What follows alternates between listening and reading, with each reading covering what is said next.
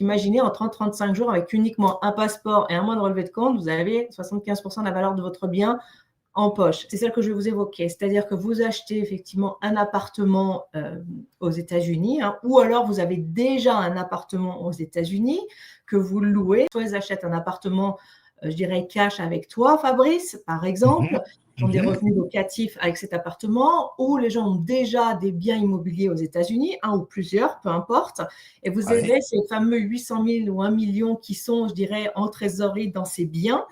Vous pouvez tout à fait refinancer les biens immobiliers que vous avez déjà ou celui que vous venez d'acheter avec Fabrice, par exemple, de façon à ressortir la trésorerie. Cet argent que vous allez ressortir de ces biens, en fait, vous allez le réinvestir en EB5. Ce qui fait que de ce fait-là, vous avez non seulement pouvoir faire un EB5 et obtenir une green card, mais en plus de ça, vous avez un investissement locatif.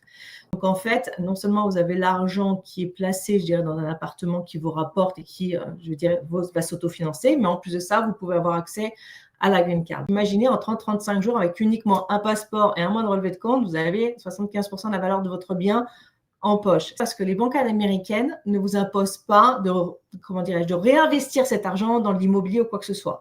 Si vous voulez, vous pouvez disposer de cet argent le jour même, le jour du closing, c'est-à-dire le jour où l'on met l'hypothèque sur votre bien. En fait, le jour même, vous avez un virement avec les fonds sur votre compte et vous en faites ce que vous voulez. Et ça, c'est hyper important parce que ça n'existe pas